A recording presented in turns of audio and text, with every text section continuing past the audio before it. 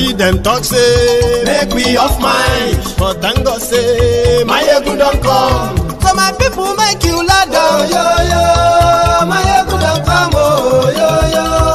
My people make we shout. Oh, yo, yo. Maiyegun don't come. Oh, yo, yo. The blast that happened in Lagos, Abule Ado, where people died, where properties destroyed. Yeah, what happened? Tinubu did not use his position to rally the people around and raise money to help the people in Lagos State. So that's Lagos State. So we have had so many other clashes in Yorubaland where even our people have turned to refugees in another country. We have not seen any symposium. We have not seen any birthday. Even his birthday is being organized to praise sing Nigeria, to praise sing a lifeless breathing mannequin Bokuwari. It's not about it's not about the people affected, but the same Tinubu, in order to show to poo-poo to them this northern oligarch. Meanwhile, the people is poo-pooing to the same people is turning himself into us too, where he's seeing his own people turning to refugees. The same people, these guys, they have abandoned their own people. That is where the argument of Barrister Dele Farotimi and the argument of Omoyele Sowore, that is where the argument become valid.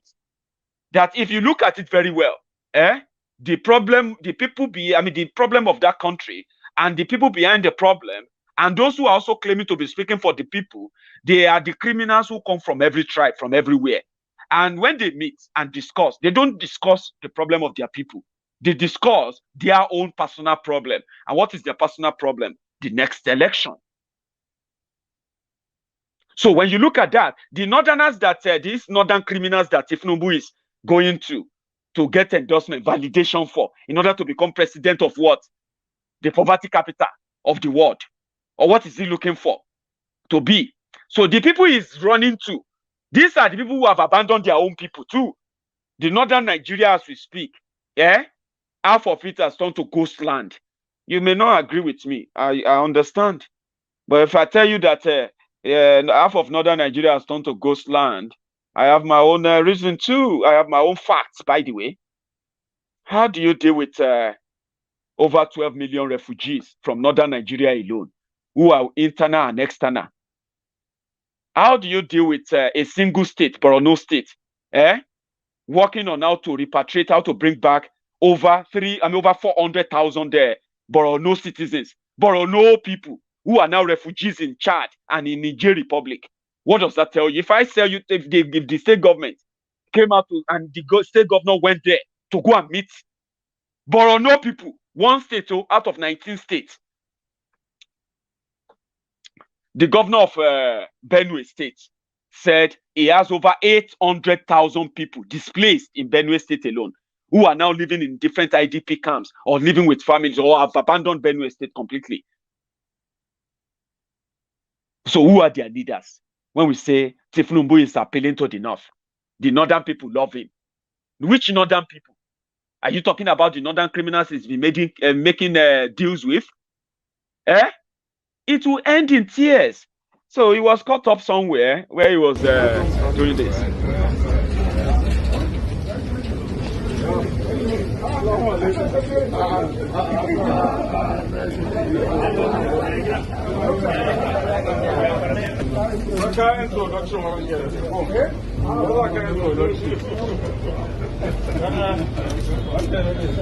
My bigger brother, welcome to How are you?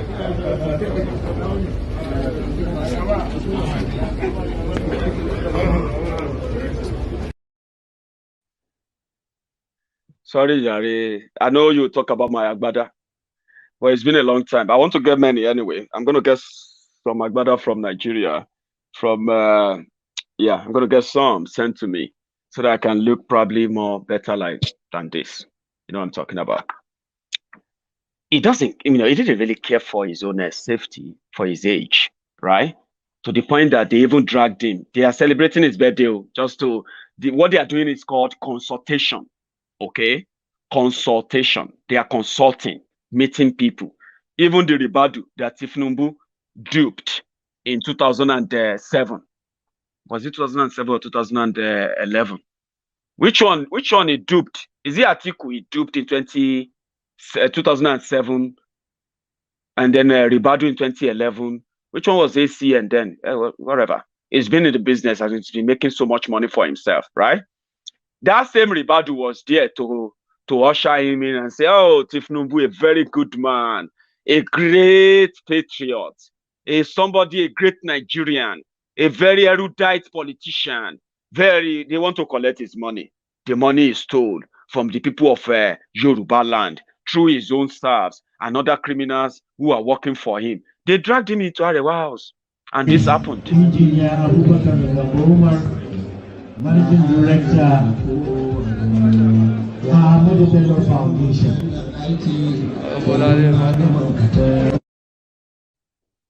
Somebody said it was like a stagger. I don't know. Somebody said he tripped on his agbada. Well, we don't know. But some people said with the way he shook there, Baba, that thing passed agbada tripping. He passed a person misstep or something. That it is more. I have received personal messages where people have told me that Tinubu is not different from Bokuwari. He is also suffering from the terminal ailment like Bokuwari, the same ailment that they spent billions of naira converted to millions of pounds to buy parts and different body parts for Bokuwari, where they also mismanaged his brain. So he's now demented. So Tinubu himself, when he talks, he slurs. He's an old man. He's becoming old. And he, health-wise, is not so lucky. So you might see more of that, where he's going to trip. Some people said that Maiyegun, that thing no be health. Then touch him with something. Say, Papa, calm down. Anything we then touch him with, if he enter him like that, watch it again. If he enter Tinubu like this, isn't it better for him to spare the remainder of his life fighting for the people that gave him everything, simply because he identified as a Yoruba man, not as a Nigerian? Okay, maybe he can save us all this. Engineer Abubakar Umar, Managing Director. Watch it again. Engineer Abubakar Umar, Managing Director. Do you really think it's medical or somebody knock on something? They said these people can, maybe they are in the process. You could just say they don't kill him. Well, you can be worried for him. I am not worried for him. Okay, I just know that for everything they are doing, even if they are not thinking about the consequences, we do think about the consequences. Okay, and therefore we know we will be reminding them. Okay, there's something I want to bring in before I continue. A part where we know what it will end us, as well as a part where I'm going to talk to you about where how the Yoruba people are doing it, and we should all key into it, even if we don't understand everything. I will ask that we should make inquiries, ask questions, and then you will get all the answers. Okay. Before I continue, I've got two good news to share with you tonight, mid of this broadcast. But before we do that, for those of you who have been with me for the past hour, I think we can use this medium to now go back and give that thumb up under this video before we move to the next part of it. Okay, so let's do that before we continue. So subscribe to Maiyegun's Diary if you haven't. You can do that now. Set your notification if you haven't as well. Okay, and give me that thumb up under this video. Not comment. Leave the chat.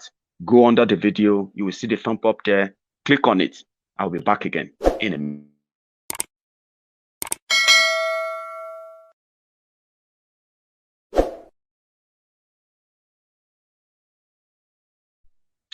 Thank you. So, the two good news I have for you, even though I don't usually call out names, but I have to tonight, just to let you know that the last 2 days or 3 days, I came here to ask for the support of every one of you who can do something. And it was about the Age Foundation. Age Foundation, Ogun State. So they call them Age Nigeria Foundation. Okay, what they're doing is that they take care of aged people in my own community, Odogbolu, and we've seen what they have been doing for years. I've been part of them for a while, but this is the first time I'm actually asking for help for them. And within 3 days, I have received a confirmation from the foundation, and they are so grateful to tell us that a total of a total number of 21 people made donation to them after watching the video on Maiyegun's diary. Okay, and we have also managed to also raise a total of 279 pounds. 279,000 naira. My bad. So we have managed to raise a total of 279,000 naira to support them. And this was raised by 21 donors, all of you watching me. Okay. And from what they sent to me, I have here, I may not mention all you donated, okay, but just to mention your name, that they received your donation, okay? Whether somebody made this donation on your behalf or you sent it yourself, they got the money. They did get the money. And this is the list. Olukayode Ebenezer, thank you. Shoyibo Adenuga, thank you. Ibrahim Oluwakemi, thank you. Feyikemi Ola, thank you. Orishadare OP, thank you. Lawansin Taufik, thank you. Balogun Dokas, thank you. Ojewale Ishak Akinwale, thank you. Fagbemi Babatunde, thank you. Adeniyi Marian, thank you. Owoduni Sherif, thank you. Ahmed Amosun, thank you. AK Rosemary, thank you. Fatus Alawode, thank you. Joseph Moloku, thank you. Oluwatoyin Julian, thank you. Ibrahim Sue, I'm going to mention what you donated because it was your donation that jumped the total donation up to what we have now. You sent in 185,000 naira. That's how much they got. So they sent that to me. Thank you, Ibrahim. I would have called you Ibrahim Sue. I don't know if that is right, but we are grateful for what you did. Prosper, Favor, thank you. Adeyemo Olufunke, thank you. Afolabi Samuel, thank you to all of you. And if I haven't mentioned your name, maybe I haven't been given the new updates. To every one of you who turned up, I'm so grateful because, yeah, Maiyegun is a brand. Maiyegun is a name. It's a name that means a lot to so many people. And for whatever Maiyegun means to you, right, you can also agree that Maiyegun is a brand. You don't even have to agree with everything Maiyegun does. You can disagree. In fact, you can disagree with everything I do. But there's something that you won't deny. The fact that Maiyegun is a name. It is a name that actually so big enough that helps ourselves to this point. Another news I have for you is that of our sister. You remember Jocelyn, our sister that we raised over 1,200 pounds for on this same Maiyegun's Diary platform, this same YouTube last year. You remember that? Yes. Jocelyn sent me a message today to say thank you to all of you. She has eventually gotten a visa. She got a work visa approved this week, courtesy of many of you who also responded to the call for help. Well, if you think Maiyegun is just Maiyegun looking for attention, maybe you haven't met my friends. And now that you know or you have heard about my friends, now you know what we can do. So thank you to every one of you who has made it a thing of pride to help others. I'm so grateful to all of you, and we're forever grateful. I have a story I want to share with you. When one of the trajectory that they are pushing is that asking for self determination because of a Nigeria that is not working is a call for war, or asking the Fulani terrorists to leave the farm, to leave the forest of Yorubaland and prevent this unnecessary bloodshed and all that. Yeah.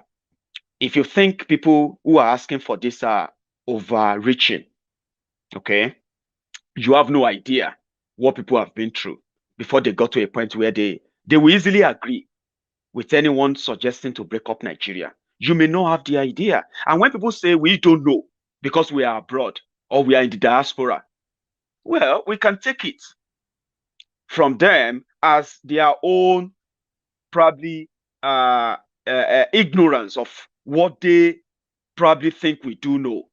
Because in my own opinion, we know a lot for us to form opinion on what the end result will be, because we can tell that for what we have seen so far, yeah, with what people have been through, there is no way you can avoid what is going on right now. There's no way. But I'll share this story with you. It's the story of the people of Ibarapa, the place where this escalated call for self-rule, self-defense, self-determination in Yorubaland actually started from. You want to listen to their stories? I'm going to share that with you.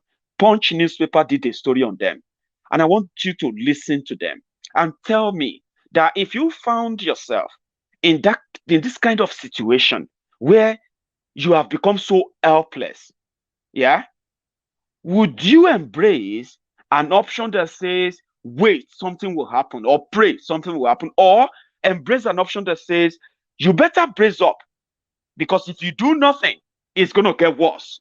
You're going to watch everything gone, even yourself, your life gone, if you don't do anything. Would you, if you find yourself in that situation, I mean now, because I'm going to share this story with you. If you find yourself in this situation, would you rather just wait for what Nigeria can do, or those who believe that Nigeria can still work, or listen to those who knows that Nigeria won't work, and they will keep you alive if you agree to be protected, if you join?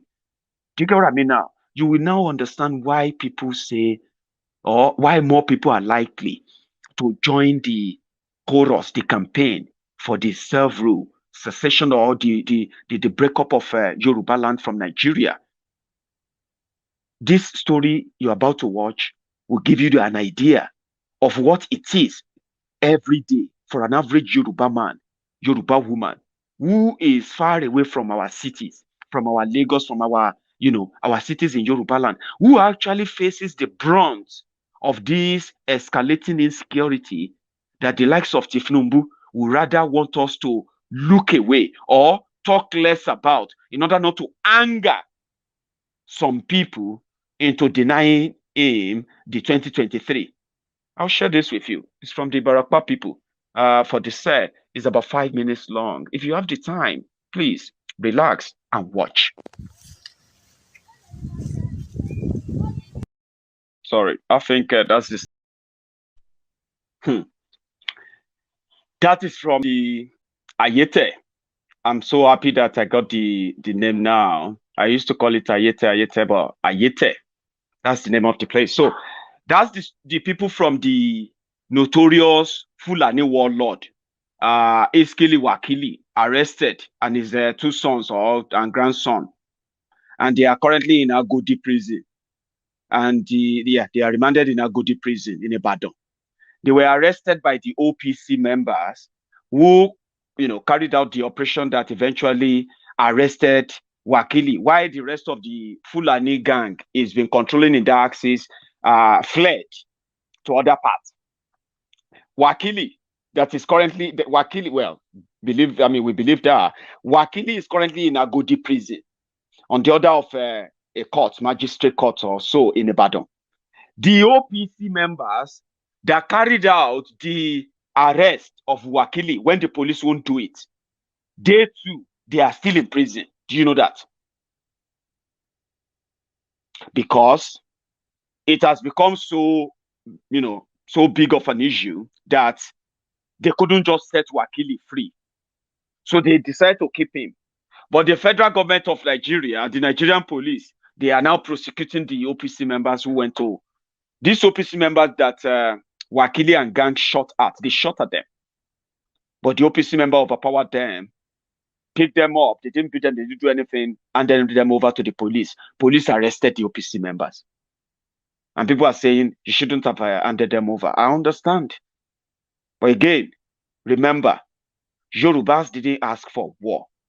Okay, Yorubas are not asking for war. Asking for a self-determination or self-rule is not a call for war. But we know that Nigeria is going to turn it into a war thing. Yeah? But if it's going to be, well, we will see, because you can't tell or control how people are going to react. That's the point I actually want to make to you today. That, yeah, you might say, well, if it turns to war, it's going to be this or that. I'll share another one with you. Watch this. This is another experience of another farmer from another place in the hands of the people who are, of the terrorists who are pushing the people to say they don't want to be part of Nigeria anymore. Do you get that now? Right? You can say whatever you like about what they say, right? Or how they are reacting, but you can't control how they are going to react. If you have ever found now. Oh yeah. Hey, Abakuya. Oh yeah. Sir.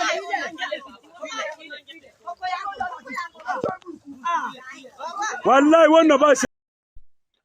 That's Ijebu. So that's very close to home. I am from Ijebu, right? And the place where that happened is just about 5-7 minutes drive from my hometown. That's to tell you that when I sit down here and I talk about the insecurity and how close it will be if we continue to wait for the likes of Tinubu, right? Or we continue to believe that once he becomes the president of Nigeria, all of this will go away, right? Or if you feel like the problem of Fulani terrorists will never get to you. I don't live in Nigeria, but if anything happens to anyone close to my village or close to my hometown, close to the towns around me, even in Yorubaland, where people speak the language I understand so clearly, it's going to get to me. So, and you are not going to be able to tell me how I'm going to react, or you're not going to tell us how we're going to react to this. You get what I mean now? How the people will react. You can't say, oh, hey, you cannot, don't react like that, or don't start war. We are not asking for war. Look at them. They were on their farms. They cultivated food crops. Some of them to be sold and make small money. Somebody grazed this cow on that farm. And that is what the situation is. So that community that is experiencing that, they are yet to experience mass killings. Usually when they invade your farms like that, yeah, and you fight them, they will come back. They will destroy the farm further. They will fight you or the entire village. Shoot and kill people. Like we have them running away to Benin Republic. Do you see how close that is for me? So if I'm talking about, I'm passionately about why I disagree that Nigeria should keep being what it is or we should wait. Do you see my fear? Do you see my worry? Because I know that Nigeria is going to supervise the killings of everyone, right? And if they begin to kill the people that are closer to you, you will not feel the same. You might probably say it's not a big deal today. But I believe that all my brothers and sisters, all my own people from Ijebu, they feel differently. And I'm telling you that because I am from Ijebu. And with what we just, with what we just watched, when they begin to kill people in Ijebu, when some of you will say, oh, why can't you fight? Blah, blah, blah, blah, blah. Some people are going to be busy working towards how to go after the people who told them that they will be safe in Nigeria. They will be working towards that. And that's something that will be revolutionary. So you can't tell us how we're going to react. We didn't ask the Fulani terrorists to come to Yorubaland. We did not ask for the Fulani terrorists to come to Ijebuland. If Tinubu wants to be Nigerian president and he also wants the Yorubas to agree with whatever he's telling these Fulani, terrorist gang, whatever he's telling them, Whatever he says to them, whatever grammar anybody wants to say, you cannot tell us how we're going to react, or tell us that for the sake of Tinubu, we in Ijebu or people in Yorubaland should sacrifice their lives, sacrifice their lands, get used to being killed, raped, maimed, and kidnapped. I mean, come on, you can't be too serious about that. You may be like, well, we should avoid war. There is already war. War is something that when you can't say your mind, you will get killed. When you can't defend yourself, you will get armed. That's already war. That you will react to that and fight back should not be misconstrued as the starter of the war. You didn't start it. Yorubas didn't start this whole thing. We were dragged into it, but we will react. And if you want to tell us how to react, please save yourself the breath, save yourself the stress, because you can beat us. You can beat us, but you cannot tell us how to cry. And this goes to all our intellectual gymnastic personalities. Those of you I love to call the Bele lecturers, the Mumu lecturers as well, right? Let me tell you something. Yeah, that we live in the diaspora and then we talk about what is going on is simply because we are being real. We don't want to be politically correct. We can all choose to be politically correct. Do you know that? We can all choose to be speaking a big grammar, fancy words and all of that, flowery speeches and all of that to let people hear what they hear. But we're also going to sit down here to watch and monitor how people are killed. The people we are telling to aspire to perspire, to maguire and acquire and all of that. Motivational speaking. We can all do that by underplaying the seriousness of what the consequences of all of this will be. But whether we want it, whether we don't want it, we will be pushed to act, and then nobody will be able to tell us how to act or react. Diasporans, Yorubas in the diaspora, as it's been widely acknowledged, we fund so many, or let me say we subsidize the government failure on our own people back home. Okay, and therefore we will not say because Yorubas will stand to fight for themselves, fight to defend themselves. That simply means Yoruba calling for war. Therefore, we should keep quiet and watch them being killed or see them turn to refugees in another country. That would be a tough call in a way. You know what I mean now? So we will continue to speak out. We'll continue to tell people to come together. Ilana Yoruba is doing a great job. Let's give them the attention and the publicity they need. Oduduwa Republic is not just about Sunday Igboho. Don't let anybody tell you that, oh yeah, the reason why I'm not supporting Oduduwa Republic is because Sunday Igboho. These are the people who are being economical with the truth, okay? Sunday Igboho is part, as a Yoruba man, as you should be, is part of those who believe that Yoruba deserves better than what we are getting now.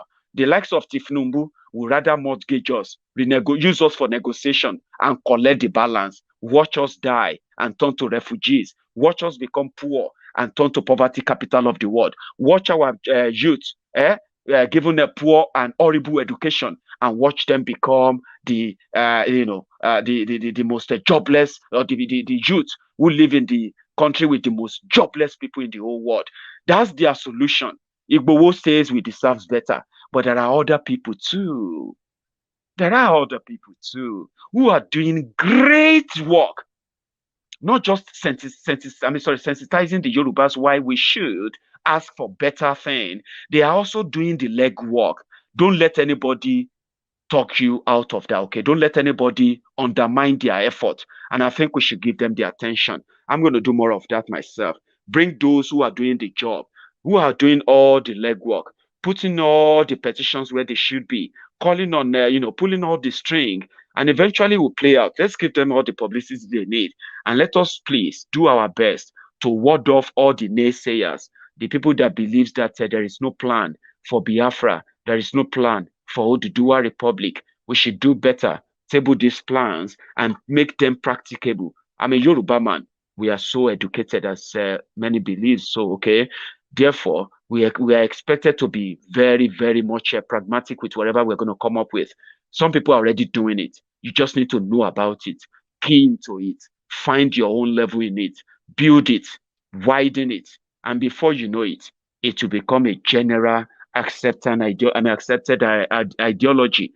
It's not going to be a day job, but that people says it's going to be war. It's going to be war, whatever they want to call it.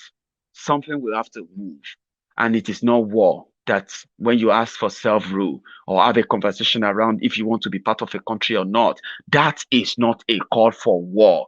The only people who are calling for war are those in charge of Nigeria, because through war, violence, bullying, incarceration, abuse of power, assault on citizens, this is how they have maintained their stand and grip on power. Do you get that now? They are those who they are the merchants of war.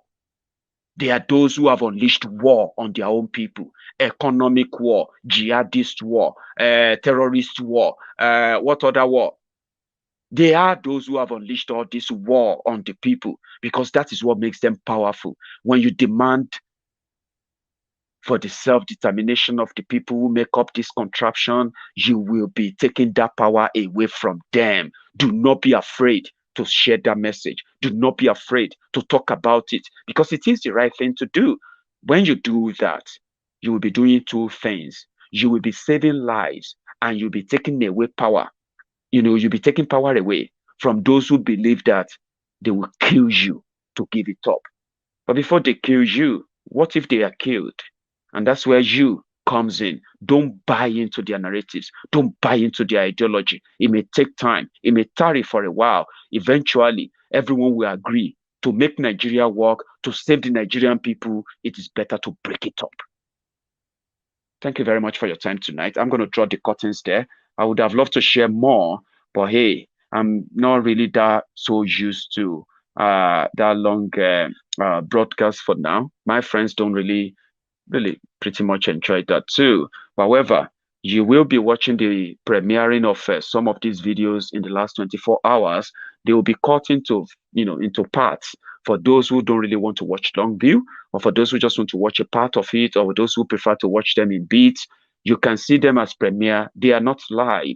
They are the recorded replay. When you see them and you enjoy this, you can watch again. And before you go, remember, give me that thumb up if you can. Subscribe and like Maiyegun's Diary Politico before you go.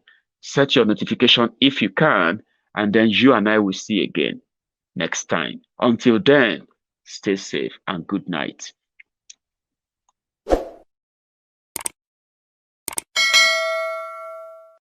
Still them talk say make we off mind, but thank God say Maiyegun don come. So my people make you lie down, yo yo. Maiyegun don come, oh yo yo. My people make we shout out, yo yo. Maiyegun don come, oh yo yo.